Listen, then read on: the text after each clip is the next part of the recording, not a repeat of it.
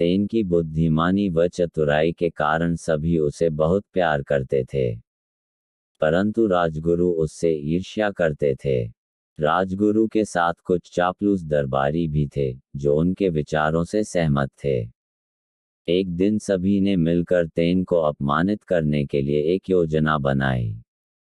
अगले दिन दरबार में राजगुरु राजा देव राय से बोले, महाराज, मैंने सुना है कि तेनाली ने पारस पत्थर बनाने की विधा सीखी है। पारस पत्थर जादुई पत्थर है, जिससे लोहा भी सोना बन जाता है।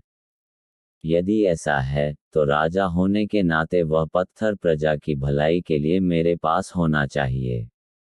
इस विषय में मैं तेन से बात करूंगा, परंतु महाराज, आप उससे यह मत कहना कि यह सूचना मैंने आपको दी है। राजगुरु ने राजा से प्रार्थना करते हुए कहा। उस दिन तेन के दरबार में आने पर राजा ने उससे कहा, तेन, मैंने सुना है कि तुम्हारे पास पारस है। तुमने लोहे को सोने में बदलकर बहुत धन इकट्ठा कर लिया है।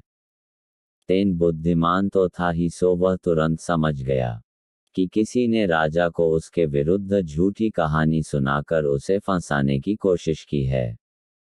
इसलिए वह राजा को प्रसन्न करते हुए बोला, जी महाराज, यह सत्य है। मैंने ऐसी कला सीख ली है और इससे काफी सोना भी बनाया है। तब तुम अपनी कला का प्रदर्शन अभी इसी समय दरबार में करो। महाराज, मैं अभी ऐसा नहीं कर सकता। इसके लिए मुझे कुछ समय लगेगा।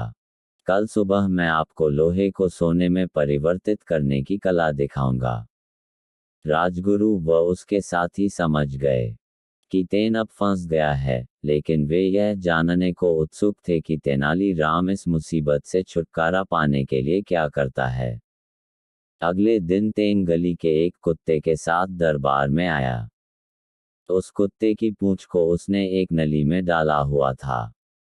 उसे इस प्रकार दरबार में आता देख हर व्यक्ति हंस रहा था, परंतु यह देखकर राजा क्रोधित हो गए और बोले, तेन, तुमने एक गली के कुत्ते को राजदरबार में लाने की हिम्मत कैसे की?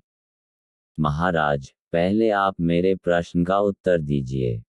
क्या आप जानते हैं कि कुत्ते की पूंछ को कितने भी वर्षों तक एक सीधी नली में रखें, तब भी वह सीधी नहीं होती।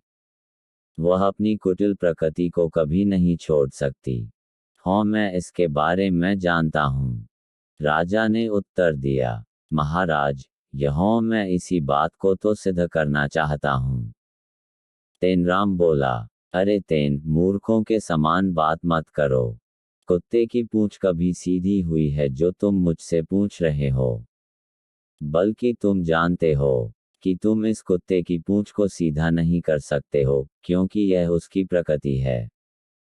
ठीक यही तो मैं आपको दिखाना चाहता हूं और सिद्ध करना चाहता हूं कि जब एक कुत्ते की पूंछ अपनी प्रकृति के विरुद्ध सीधी नहीं हो सकती, तो फिर लोहा अपनी प्रकृति को छोड़कर सोना कैसे बन सकता है। राजा देव राय को तुरंत अपनी गलती का एहसास हो गया। वह समझ गए कि उन्होंने बिना कुछ सोचे समझे राजगुरु की झूठी बातों पर आंख बंद करके विश्वास कर लिया।